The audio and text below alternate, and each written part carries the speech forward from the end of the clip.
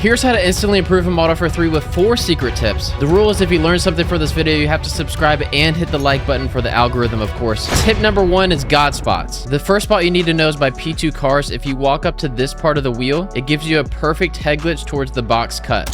I would use this pretty much any time you're trying to push out this side of the map to get a good line of sight on anybody that's playing that head glitch before pushing up to either the bomb site or the hardpoint location or working a flank through their deep spawn. Another spot you need to know is by this P2 plat. If you face the phone booth head on, you can actually mantle on top of it, which gives you a better angle to watch deep flank or to watch the push during the P2, which is here, by the way. You should keep in mind you can also hop on top of these paintings, which puts you even further up and further out of their way if they're pushing from this line of sight. You just can't turn this way or else you'll fall off. And don't forget, you can also jump on top of this painting too. Also in P2, if you hop on top of the hot dog stand, you can jump on this flower pot, watch the entire street from this line of sight. You are actually in the hill from this spot too. So this is a great spot to be during P2, assuming that you have the gunny to be challenging people that are pushing the ramp. Another spot to contest P2 from, if you go on this part of the wall, you can grab time from here. Just be careful because your shoulder will be poking out for anybody on that street. Here in P4, you can actually walk along this entire ledge and use it to head glitch this wooden part of the wall. All that you have to do is first jump up on top of the trash can and then land here. If you stay perfectly still, your body won't move at all and you'll have a great head glitch that looks over all of the P2 side. If you do move, however, you'll see your body start slowly falling off. It actually works to your advantage as you get continuous peaks over all of P2. The only problem is if you're trying to shoot somebody and get in a gunfight, it's going to mess up your aim a little bit. So I would prefer to stay perfectly still once you find yourself on the ledge. That way you can take shots from here. Now on this side of that wall, instead of having this head glitch that isn't really a head glitch, it kind of shows your entire torso and up. The better one is to actually jump on top of the bicycle, which gives you a lower head glitch and showing way less of your body so that you can watch the P2 push without being nearly as exposed. Here in the garage, since one of the bomb sites is over here by the hardpoint location, if you slide behind the toolbox, you can actually get checks from under it. And from the opponent's POV, they're pretty much unable to see you. If you're holding garage and trying to watch flank, you can hop on the bike handles, which allows you to look over this ledge. You can't mantle that ledge, but this will let you see that they're pushing before jumping over and challing. Pushing from P2 to mid, there's a bunch of ledges in this area that you can hop on. One of them is here. Once you grab this ledge, you want to move your left analog stick forward into the left and right until you see that X to hop. Once you see that, press, and then you'll mantle up. You can use this spot to watch your back. And if you turn, you can watch your entire flank as well as get a line of sight towards mid and bridge. Same thing for this ledge, but you do have to hop up here first. And once you do, strafe around the side and do that same thing we talked about earlier until you find the X to hop. From this side, you can watch all of mid. Further back towards lower eskies, you can hop on both of these plants. This one, of course, is the easier one to get to. You can also walk along this line and do the same thing at this tree. And this is a great spot to watch deep flank from that people will not expect you at. Keep in mind for all of these cars, you can stand on the wheel like we did earlier.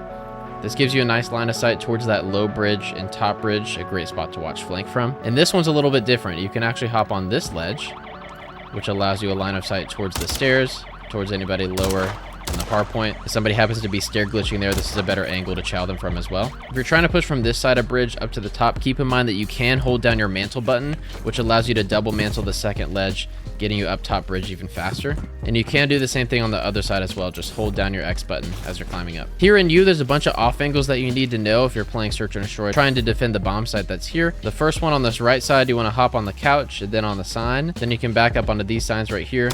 Watch your flank this way. The better one, I would say, is just holding the sign and looking towards mid. That way, anybody that's pushing mid to bridge will not really expect you to be that high up and out of their line of sight. Same thing goes for the other side. If you hop on the couch and then this ledge before jumping over here, you can watch all of mid. You can even walk over to the other side, which gives you a closer and better angle towards anybody pushing mid. Another great spot for P1, you can jump on the very top of the small wall right here, which allows you to look at your left eskies cross and your right stairs cross. And I promise nobody is checking for you to be that high and that close as they're pushing towards P1. Another great spot in P1 to hold people off from these stairs is to hop on the trash can here, which gives you a better line of sight towards this side of the map. You can also crouch and watch your left before standing up and challenging your right. In P1, you can also hop on this spot right here. The first thing you need to do is walk up to the ledge, which gives you a little bit more height. Then you jump up and you're here to watch your left and your right side. Back to box cut, you should know that you can go on this entire ledge, which is a great way to hold this cut without fully challenging it. You can even peek between the boxes to see if people are pushing it before you challenge towards the right.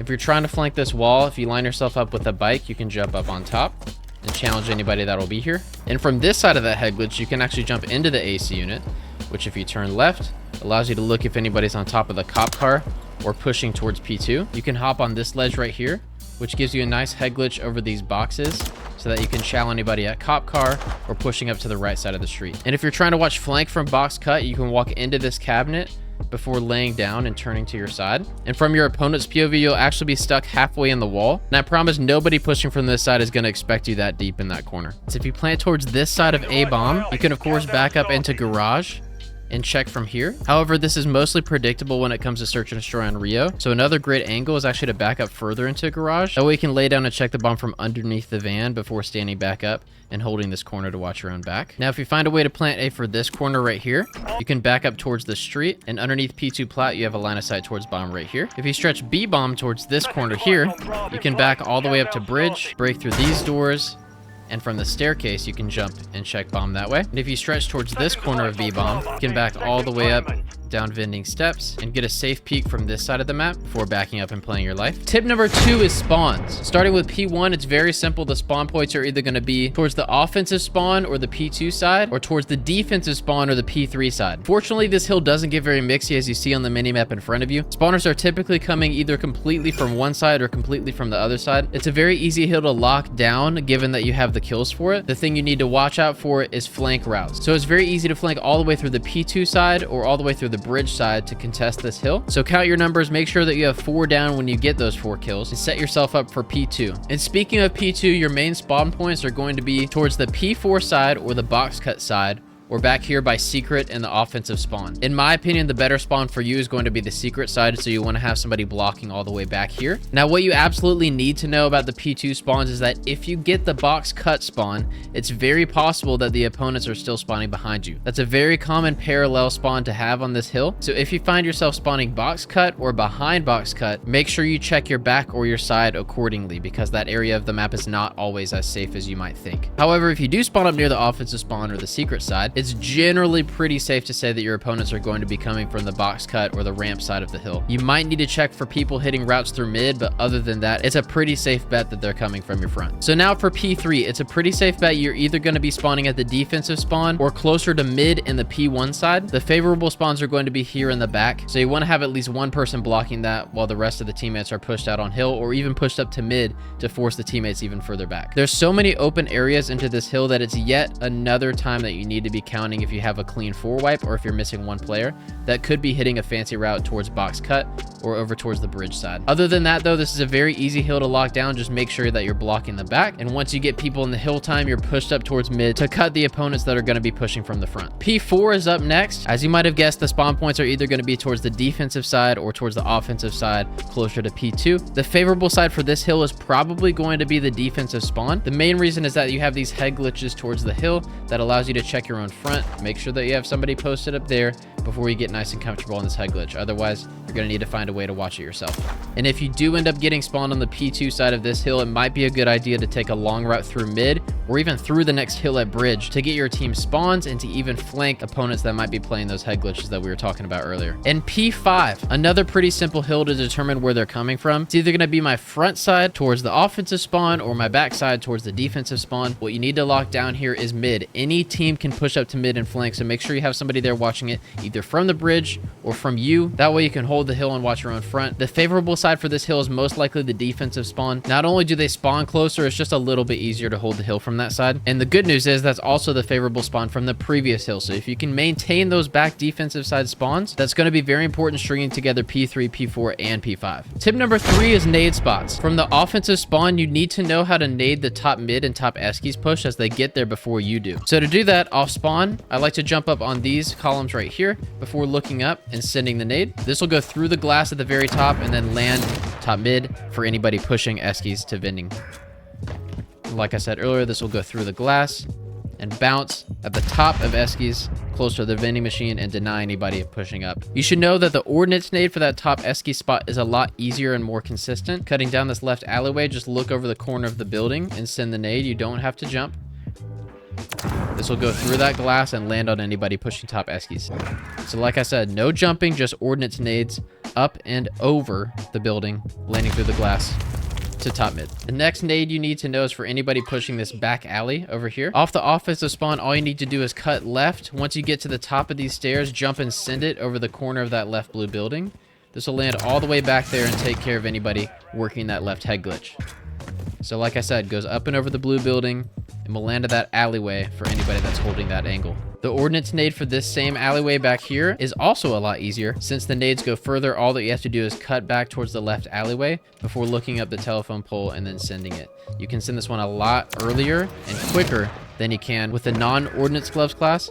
What that looks like is similar to the previous one, but you can just send it a lot sooner. The next nade spot real quick is for anybody that's playing this back car way out there.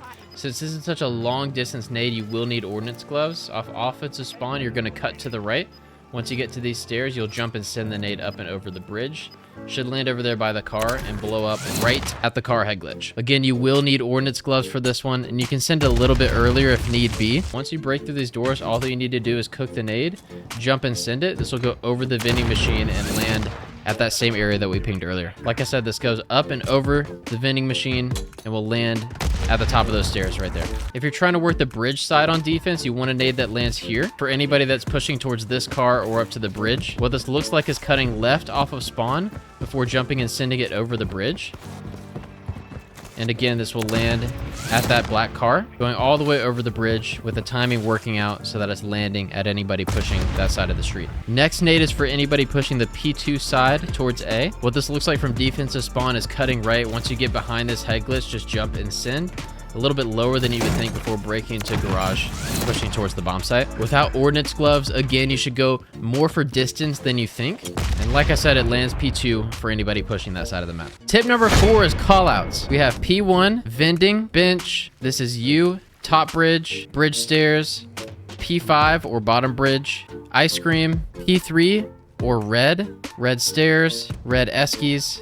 This is zig, boxes or box cut. Of course, A-bomb, garage, cop car, P2. This is glizzy, back secret, columns. This is ramp, white van, P2 plat. This is blue eskies, blue stairs, and vending. And those are 4 tips to improve at Rio. I hope you enjoyed and learned something. Like and subscribe if you did, and I'll catch you next time at lunchtime.